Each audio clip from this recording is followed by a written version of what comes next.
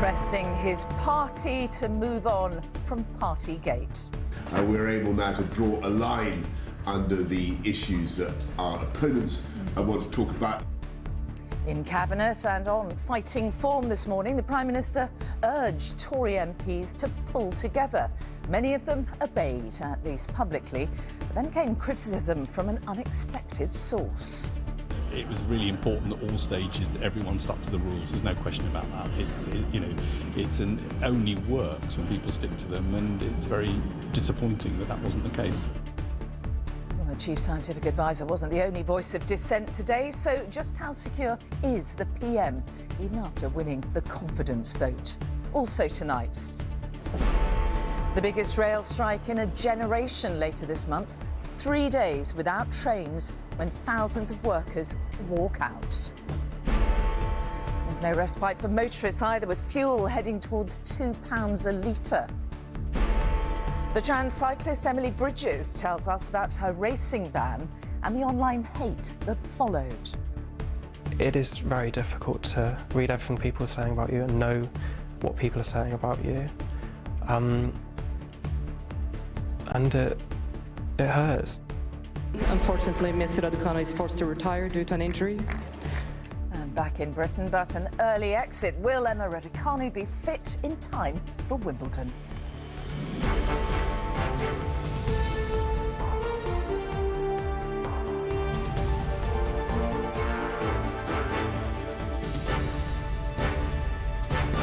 This is the ITV Evening News with Mary Nightingale.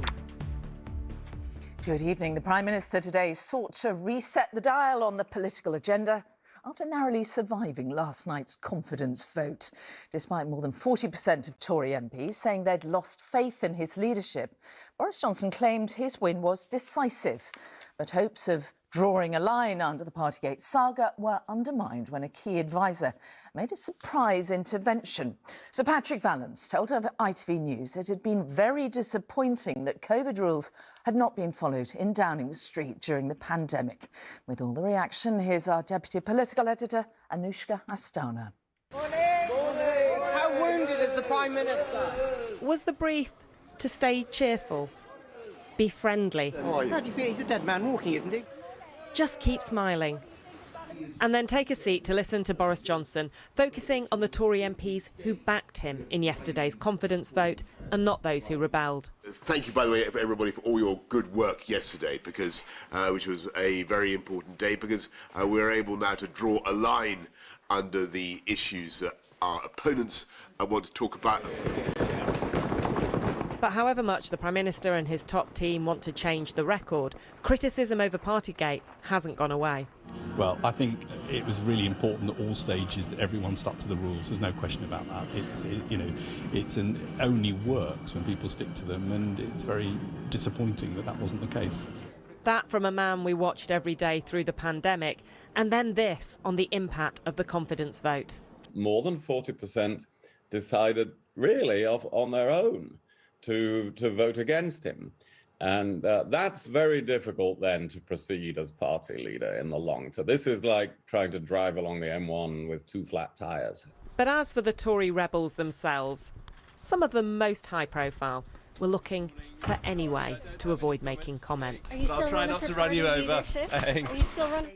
Or kept it fairly brief. We move on, and I know the Prime Minister will want to focus on absolutely the priorities of this country. So he's the right man to lead the party into the next election? That's it, thanks. There were warnings about the size of the rebellion, 148.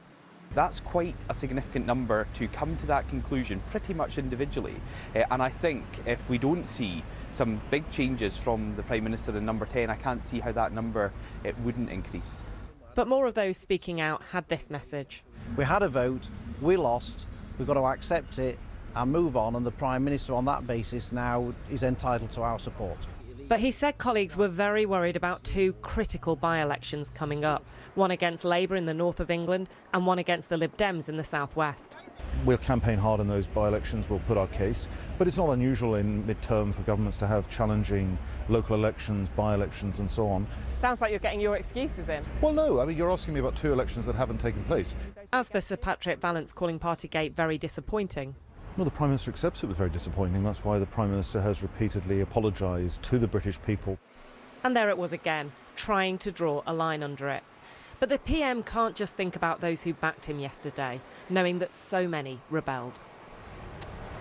It is weirdly quiet in Westminster today, but there are worried conversations taking place. I'm told that in the parliamentary bar yesterday there was a gasp when the numbers were read out. The Prime Minister's allies are clearly rallying around him, but some of them, including those in the Cabinet, have told me today that the results were bad, worse than they expected. They say there'll now be a relentless focus on policy, on housing, on health and on cost of living, with announcements before the summer, but they don't know if that will be enough. Anushka Astana at Westminster, thank you. Now, many of the Conservative MPs who voted against the Prime Minister yesterday said they did so having listened to the views of their constituents. And even in the most traditional of Tory seats, there is uncertainty about just how safe the incumbents are. Our social affairs correspondent Sarah Corker has spent the day in Harrogate hearing whether voters there really do want to move on. So, Sarah, what have they been telling you? Well, there have been some really strong opinions today. Some people are fed up with Partygate, others want Boris Johnson to go. Now, this seat has been Conservative since 2010. The MP here, Andrew Jones, he said he had emails from hundreds of people and the vast majority of them wanted the Prime Minister to go. And in his words, lawmakers cannot be lawbreakers. Not everyone here, though, agreed with that today. Famous for its grand buildings and elegant streets, in the heart of Yorkshire, affluent Harrogate is a place Conservatives would normally expect to be well supported. At the Westminster Arcade, business owners are still annoyed about Partygate, but say worries about rising prices are more important. I'm disgusted what's happened in Westminster, and I'm sure most of the country are. But unfortunately, we do have to move on because we can't linger anymore. The first thing they've got to address is the cost of living, because we all know what's coming for the next year to 2 years. From tea rooms to tiaras, those views were echoed next door. I think there's more pressing issues, not only in the UK, but also worldwide, that Boris needs to focus on. So you don't want a new leader at this moment in time? Not at this moment in time, no. Would you vote Conservative? Yes. You would? Yes, yeah. Still. The Conservatives have a 10,000 strong majority here. On the high street, many had strong opinions on Boris Johnson. We want leaders who we respect and admire, and I feel like dishonesty isn't conducive with either of those things. So I think he needs to do the decent thing and step down. I'm happy he's still PM. I'm sick of hearing about the parties and the mistake he made. Yeah, it's a big error. But I just want to move on. Others feel politicians are totally out of step with the public. Some parents dropping kids off at this dance class were fed up. It's nothing to be surprised about anymore because they're politicians, they tend not to tell the truth, and unfortunately nothing's going to change. And he survived a vote of confidence. He did, surprisingly, yeah. How do you feel about that? Well, again, he got majority, didn't he, but only just. And the Prime Minister's position may be secure for now, but there are big political challenges ahead, and the view from towns like Harrogate matters more than ever. Sarah Corker, ITV News. And our political editor, Robert Peston, is here. Sarah's piece, very interesting, isn't it? Range of views, lots of talk of drawing lines under things by the government. I mean, how safe is Boris Johnson with the time being? Well, not very. It's been a mixed day for him. On the one hand, you just saw Sir Patrick Vallance, who played such a big role in protecting us from COVID as the chief scientific advisor, telling ITV News that he was very disappointed that the PM had broken lockdown rules. On the other hand, President Zelensky of Ukraine has said it's great news that Boris Johnson survived the vote yesterday because he sees Boris Johnson as a true friend of Ukraine. So positive and negative about him, which is, I think, probably reflects what's going on in the nation and in his own party. Now, to be clear, when I talk to the rebels, they think that, I suppose, as a sort of courtesy of the PM, they're not going to criticise him again today. There's a sort of vow of silence for a bit, but they remain of the view that he's got to go. I think even if the Tories lose those two vital by-elections, which Raducanu was talking about, and I think they will, he'll survive that. The big test is this sort of House of Commons court, which will decide whether or not he deliberately lied to Parliament. If he did deliberately lie to Parliament, and that's what they find, he will struggle to survive that. That test comes in the autumn. OK. Robert, for the time being, thank you. On to other news now. And rail workers have warned of the biggest strike in a generation, threatening widespread travel chaos. Members of the RMT union will walk out over 3 days later this month in a row over pay. Our Scotland correspondent Peter Smith is at Glasgow Central Station. Peter, warnings of disruption pretty much all over Britain. And yeah, the rail union, the RMT, is calling this the biggest strike on Britain's railways since the 1980s, and the disruption is absolutely massive. It's to do with pay disputes, job cuts. They're accusing the government of not taking them seriously. The Transport Secretary is saying that they are jumping the gun, but ultimately we can take a look at the dates that these strikes are coming into place. It's going to be affecting customers. It starts on the 21st of June and then it's every other day until the 25th of June. But even on the in-between days, trains are not going to be where they need to be, so we can expect disruption throughout that period. And we can also look at the rail operators that are taking part. It's Network Rail, but also 13 rail operators. So you can take a look on screen if your local rail operator is going to be on strike. If it's not, it doesn't mean you're off the hook, because where I'm standing here at Glasgow Central Station, ScotRail runs the lines here. They're not taking part in the industrial action, but signallers, train station managers, they're part of Network Rail. They will be part of the industrial action. We're talking about 80% of the services across Britain either cancelled or reduced services, and that's why the body that represents those rail operators is urging the union to think again. We don't want to see any type of disruption for customers, so we will do our best. As I say, we really need to have the RMT to return to some form of talks so that we can try and avoid the disputes. That's a key message that we put out here, is we need to talk. Striking, no one wins. About 5 million people in Britain use the rail services every day, but this is timed to coincide with big events like Glastonbury, Hyde Park concerts, there's athletics in Manchester, so there's going to be even more people disrupted by this, and the message is, if you are relying on the trains, make other plans. All right, Peter Smith at Glasgow Central, thank you.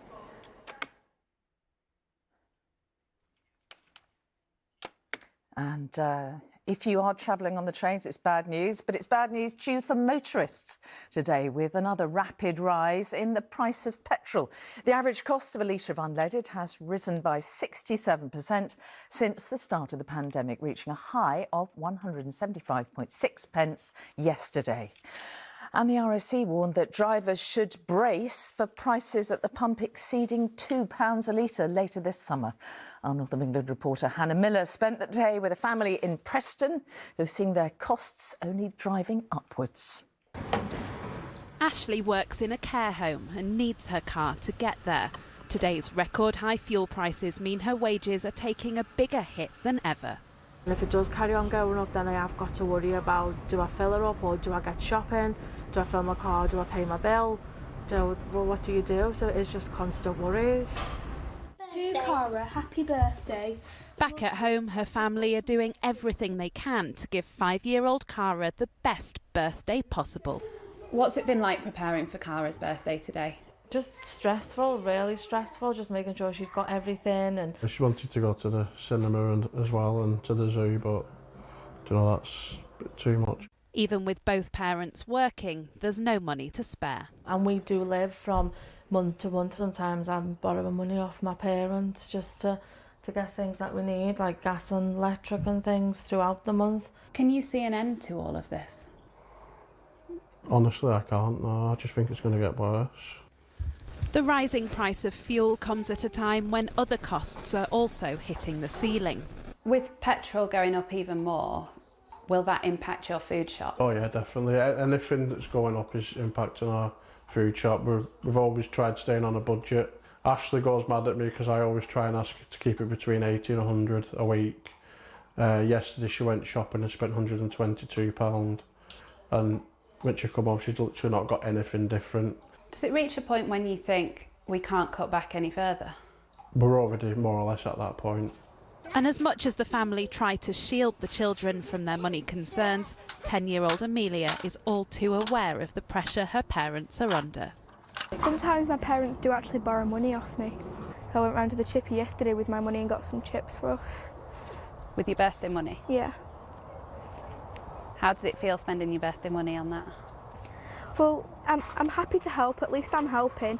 They do always pay me back when they get paid, it's just until they get paid. Happy birthday to... And the experience of the McGinley family is not at all unusual, as people try to find whatever joy they can as the cost of living crisis deepens. Hannah Miller, ITV News, Preston. The owner of British Gas, Centrica, has said it won't legally challenge the government's new windfall tax. Its chairman said the company welcomed the support announced by the Chancellor, Rishi Sunak, to help struggling customers, but it warned that expanding the tax to include power generators could cause long-term problems. And the online car seller Kazoo will be axing around 750 jobs. That's 15% of its workforce across the UK and Europe by the end of next year. The British group said the cuts were part of a major cost-saving drive as it warned over recession fears. Now, new guidance has been set out in England to deal with the rising case numbers of monkeypox. From now on, doctors will have to alert local authorities rapidly if they suspect a patient has the virus. And our health editor, Emily Morgan, is here. Emily, this thing seems to be sort of creeping on, slowly but surely. It's now being called a notifiable disease. What does that mean? How worried should we be? Well, it sounds a bit frightening, doesn't it? But Yes. It's not. And it is actually just a formality to ensure that GPs do notify public health authorities and the local council. In essence, it's so that they know where the cases are and so that they can track its spread. And actually, GPs are already registering suspected cases of monkeypox at the moment. But by formalising it like this, it means it's being treated in the same way as measles and TB. And I think this is a real reflection, as you say, of just how quickly this has spread over the last few weeks. The latest statistics out yesterday suggest there are over 300 cases in the UK, 302 cases. And you can see in the graphic the majority of those cases are in England, 287. There are 10 in Scotland and a few in Wales and Northern Ireland. And we will now get an update of those figures 3 times a week instead of once a week. But authorities tell me that this is nothing to worry about, that this isn't a sign that the disease is being seen as more dangerous. But I think it's an indication the government really wants to keep an eye on it. All right. Emily Morgan, thank you. Well, there's more still to come in the ITV Evening News, including the final evacuations from the Ukrainian villages where life is no longer possible. It is the end of 311 years combined of life in that village, a village to which they may never return. Here, the family of 12-year-old Archie tell us why they're fighting the NHS to keep him alive. And will Emma Raducanu miss Wimbledon after her homecoming ends in injury? I'm not really sure what exactly happened. I kind of just came off court, but like absolute freak injury, I think. And here, the latest on her race to be fit, plus plenty more after the break. Join us then.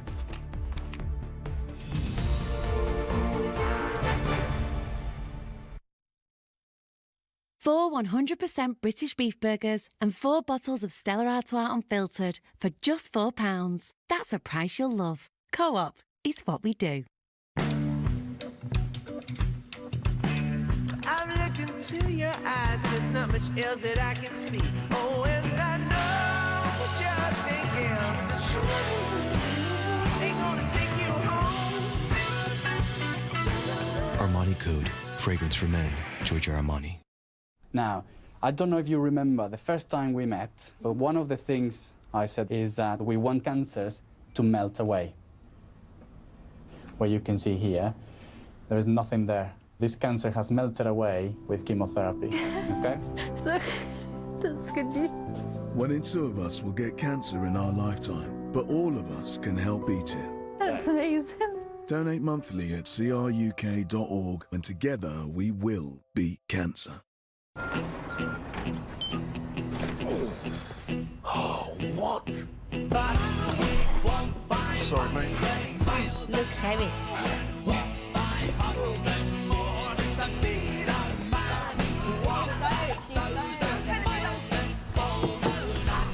Delivery. This This says block 2. It's over there, mate.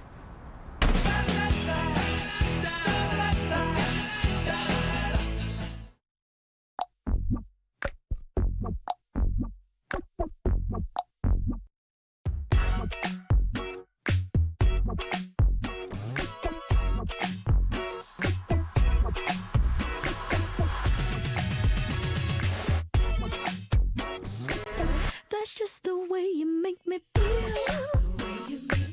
That's just the way you make me feel. That's just the way you make me feel. This is the shape of things to come. 100% electric, up to 274 miles on a single charge. 0% leather. Pixel light technology with Google built in.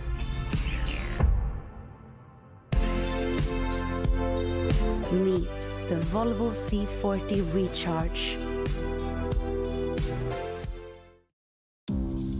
We could see that our children were special, not normal. Then one morning, everything changed. I'm scared. I don't know what's going on. And none of us do. This is not what you think it is. This is a takeover. And we have to stop them.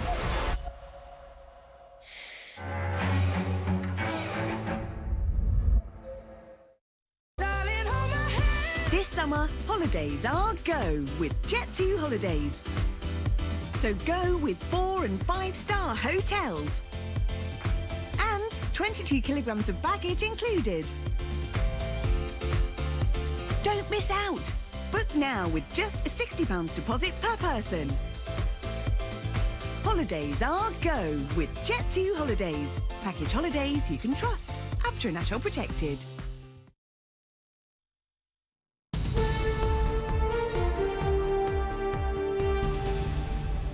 And again, welcome back. President Zelensky has warned that areas in the war-torn east of Ukraine are becoming, as he called them, dead cities with entire populations forced to flee. The fiercest of the fighting continues in the Donbas region, where towns and villages have faced near continuous shelling. Our global security editor, Rohit Katru, has travelled to villages along the front line, and close to the city of Donetsk, he witnessed attempts to rescue the last remaining civilians. We're looking for Valentina, but she doesn't want to be found. She knows why we're here. Volunteers have come to convince her it's time to leave. And you can hear why. The shelling is constant, the front line inching closer. She agrees to go, but brings a memento. A single flower from her front garden. Through damaged and deserted streets, it is a lonely journey.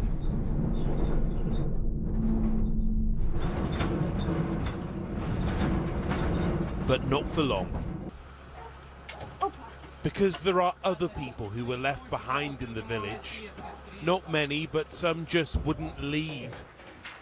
Some just couldn't leave. Until now. This is their first glimpse for weeks of the world beyond their front gate. But then comfort comes from the radio. The music is turned up, a crescendo, to drown out the artillery fire outside. I haven't heard music like this for so long, he says. It is the most soothing sound for everyone on this escape from Avdiivka. В зале окон нету в зале. На кухне одного стекла нету. Только в спальне вот это окна целое.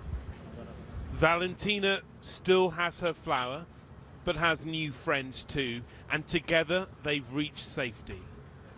This should feel like a new beginning, but instead it feels like an ending. It is the end of 311 years combined of life in that village, a village to which they may never return. Further along the front line, we're with another ambulance crew crisscrossing the region. Their role is not to evacuate, but to save those who didn't leave. They've just reached a village because there's been another attack. Smoke still rising from homes. They forced their way into one of them and eventually find a man struggling and in need of help. Yeah, we need to get him in the ambulance. Gardening. Yeah, gardening. And then the shelling begins. Putin's intended route is now marked with craters and missiles. This strike was probably meant for a bridge nearby, but Russian intentions don't matter to those almost killed by it. Here, the choice about whether to go has now been made for them. They're running out of places to turn, and they're running out of time. Rohit Katru, ITV News, Donbas. Well, angry scenes at the United Nations overnight when the Russian ambassador stormed out of a meeting of the UN Security Council. It came after the president of the European Council accused Russia of committing war crimes, as well as blaming it for the global food crisis that's plunging millions into poverty. And Russia is solely responsible for this food crisis, Russia alone, despite the Kremlin's campaign of lies and disinformation. You may leave the room. Maybe it's easier not to listen to the truth, the ambassador. Here, the founder of a banned neo-Nazi group has been jailed for 8.5 years. Alex Davis set up the white supremacist organisation National Action in 2013. But even after it was outlawed 3 years later, ITV News exposed how its members continue to meet in secret. Well, Martha Fairley is at the Old Bailey tonight. Martha, Davis was accused, wasn't he, of hiding effectively in plain sight? Yes, Alex Davis from Swansea was a founding member of National Action, but the group had been banned by the government in December 2016 after posting congratulatory tweets about the murder of MP Joe Cox.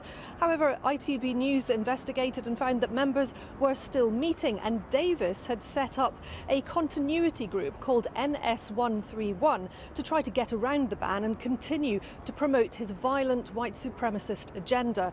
Well, last month he was found guilty by a jury at Winchester Crown Court of being a member of the proscribed group, and today at the Old Bailey he was sentenced to 8.5 years. During his trial, Davis was described as the biggest Nazi of them all, and sentencing him today, Judge Mark Dennis QC said, "I'm satisfied the defendant played an active and prominent role in concert with his trusted associates in trying to disguise the continued existence of the organisation in defiance of the ban." He said to Davis, "You are an intelligent and educated young man, but you have held over a period of many years warped and shocking prejudices." Martha Fairley at the Old Bailey, thank you. Next, the family of a 12-year-old boy have told ITV News how their life is hell since he was found unconscious 8 weeks ago. Now, medics believe Archie Battersby is now brain dead and say his life support should be turned off. But his parents are locked in a legal battle, saying they will fight for his right to live. Rebecca Barry heard their story.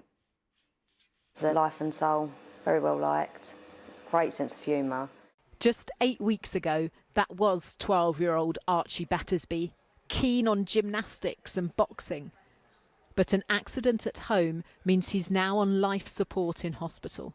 His mother at his bedside day and night, now fighting a high court battle to continue his treatment. It's hell, it really is. It's extremely emotional.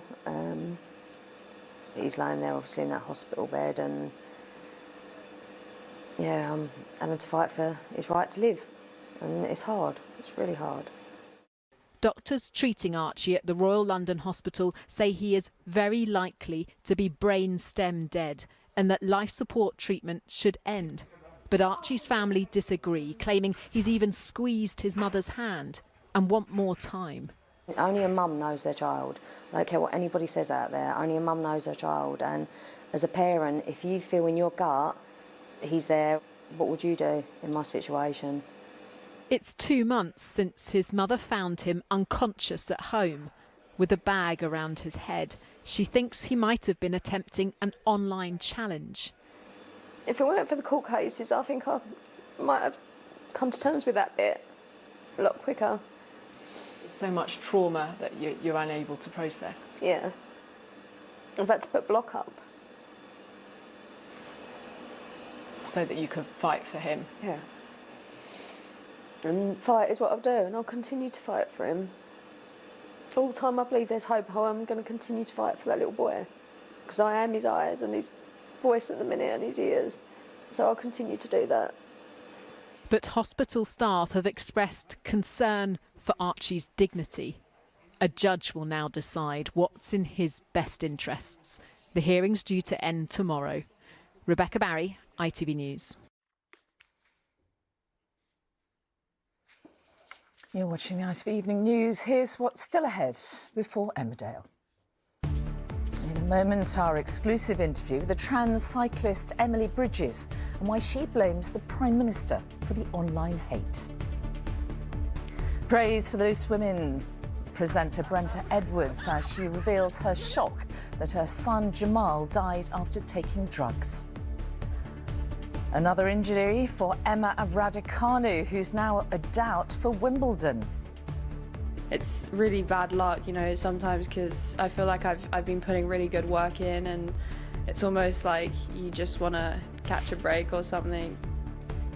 We'll find out how little Evie May defied the doctors who feared she'd never walk, see or talk. And stay tuned for the latest on the wet weather coming our way as ex-tropical storm Alex crosses the Atlantic after delivering a deluge of rain in Florida. But before all that, Emily Bridges, the transgender cyclist, has told ITV News she suffered an avalanche of violent threats following comments by the Prime Minister, Boris Johnson. Who recently spoke out against trans participation in women's sporting events. But she claims that those remarks triggered an onslaught of hate-filled messages, prompting real fears for her safety. In her first television interview since effectively being blocked from all women's racing, Bridges insisted that any advantage she had pre-transition is now gone. And she's calling for sport to become a more inclusive space, as she told our sports editor, Steve Scott.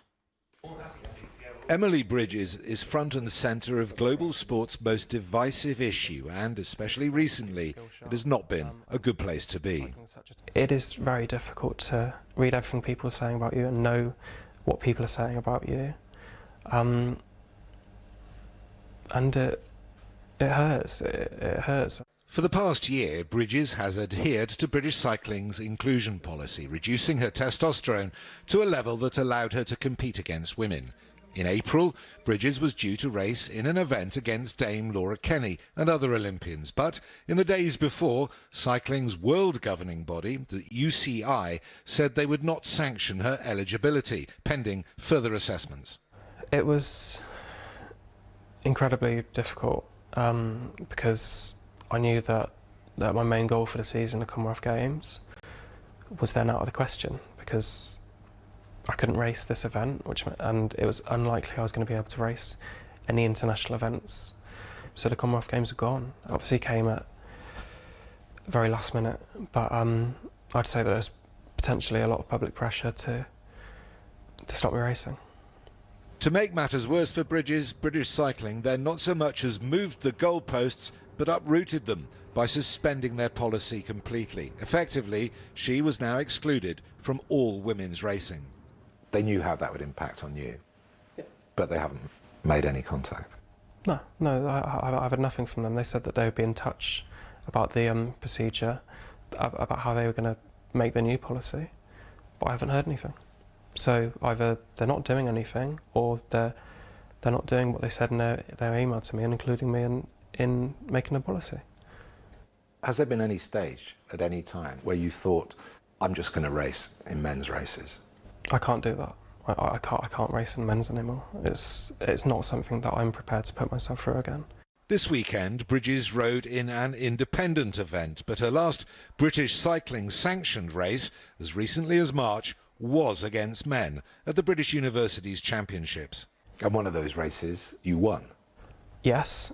What they haven't reported is that the day before, I come fourth in the individual pursuit, 12 seconds slower than I'd gone previously. To mark Pride Month, Bridges became cover girl for Diva magazine. Inevitably, those who believe it will never be possible for her to compete fairly against women used it as an opportunity to lash out.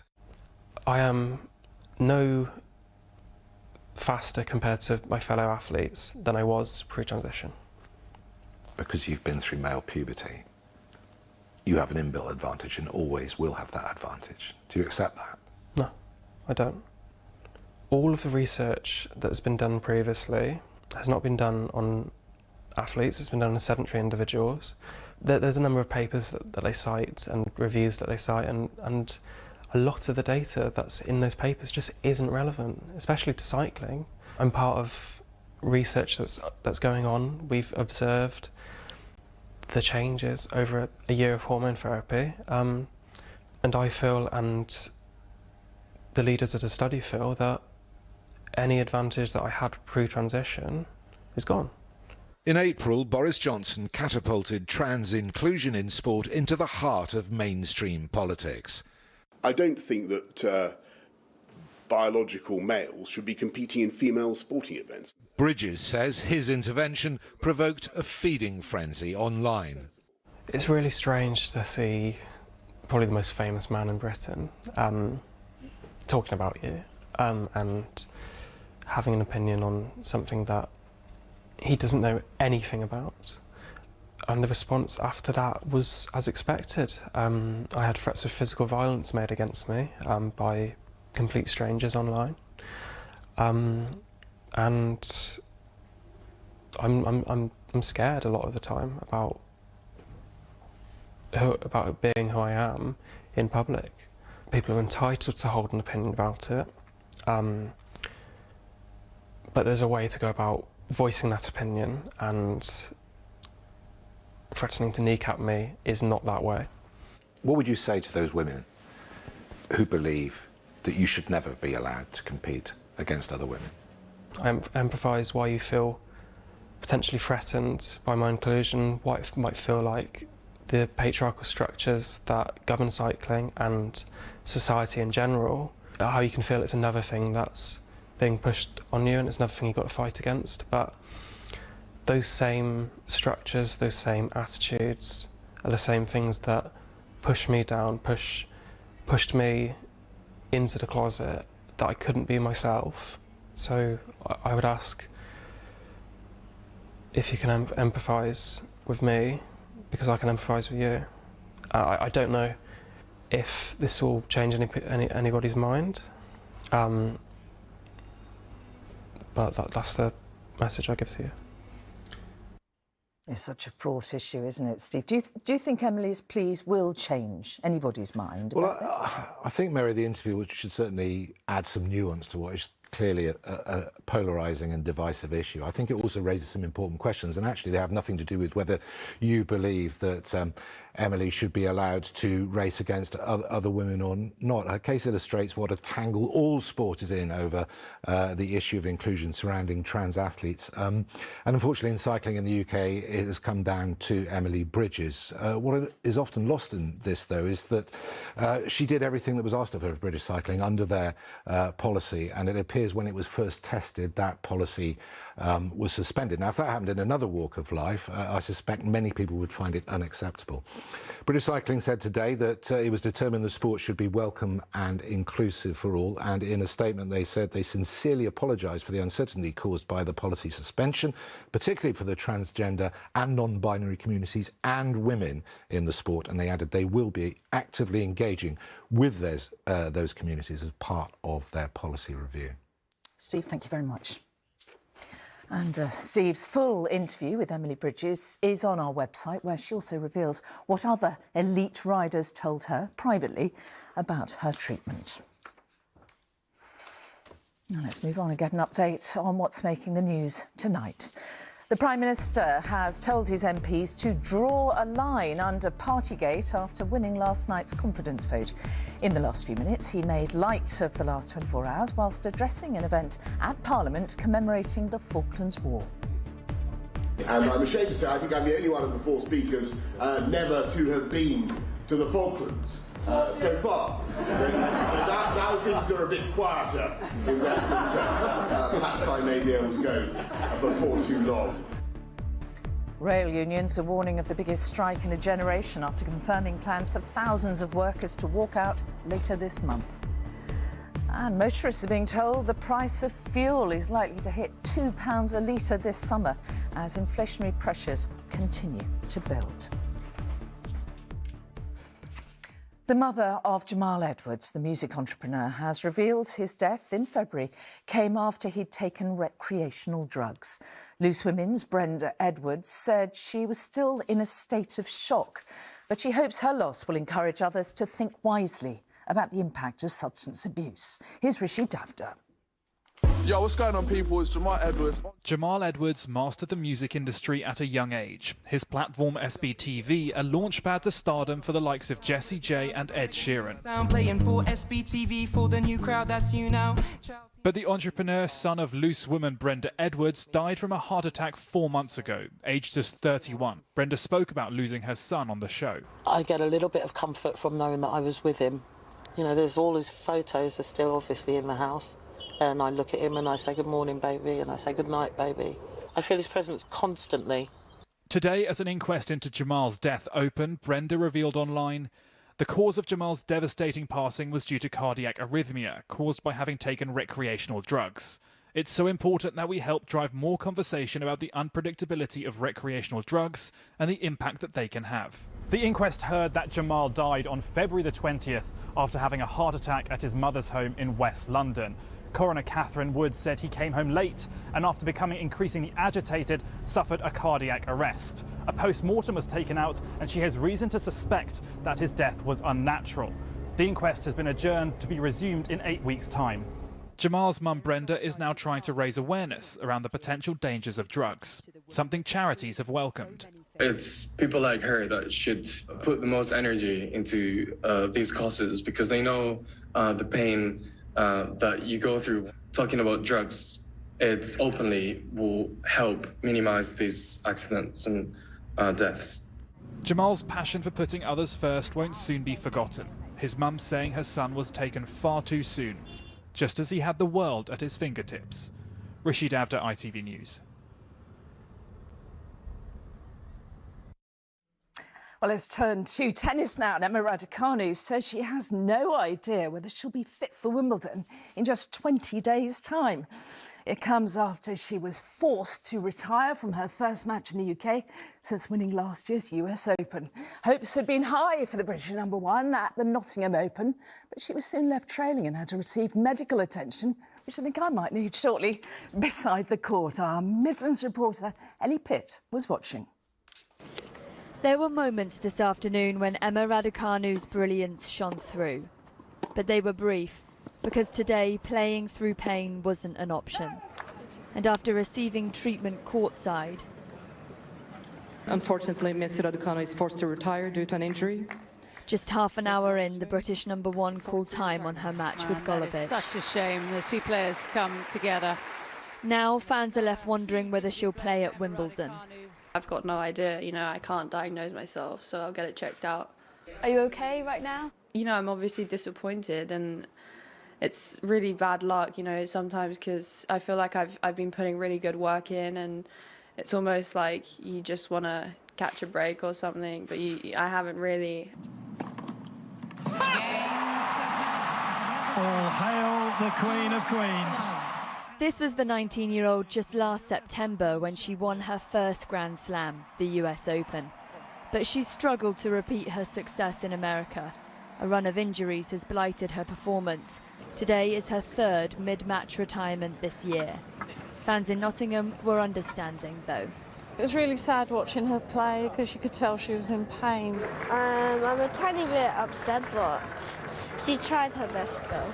It was one of the main reasons we were coming here, so pretty sad. Just really upsetting to see her go off like that because we're all like here rooting for her. The teenager has risen to the top of her sport over the last 12 months, but now her talent is being tested by injury. It's just a blip.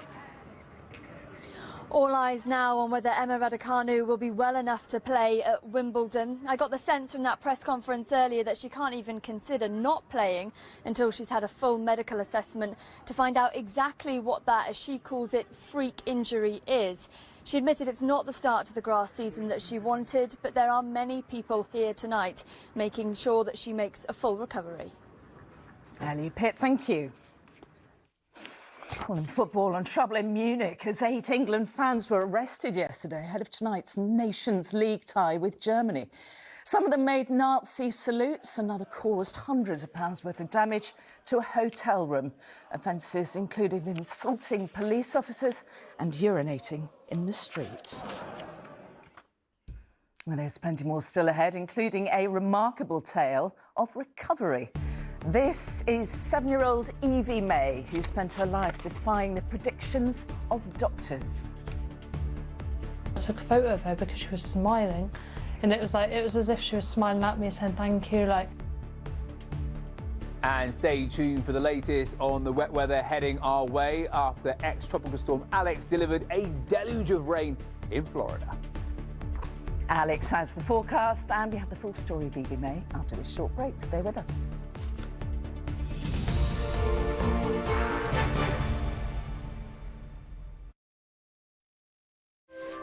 It's back. Allergy season. You start to feel your nose stuff up. Your eyes are so itchy. Your face feels like an endless stream of tears. Good thing you have Benadryl. It gets to work in just 15 minutes, faster than any other allergy capsule. When allergies strike, react fast with Benadryl.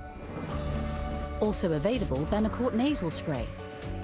For unbeatable 24-hour hay fever relief with no unpleasant taste or smell. What if there's a better way to buy your next car? Just visit Kazoo and pick out one you love. All our cars pass a thorough 300-point inspection and are carefully reconditioned. We show you every detail, so you'll know exactly what you're getting. And every car comes with a 90-day warranty, roadside assistance, and our 7-day money-back guarantee, giving you a whole week to make sure you love it. And if you don't, we'll take it back. Can you buy a quality car that's guaranteed to leave you happy? Kazoo, yeah you can. Well, I suppose I'm not your standard size. My thighs were just an inch too big for the fashion game.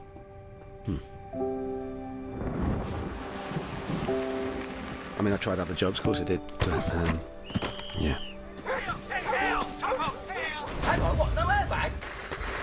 And then I found Spoke and their custom-fit trousers. Finally, a brand that understands. We are all made different.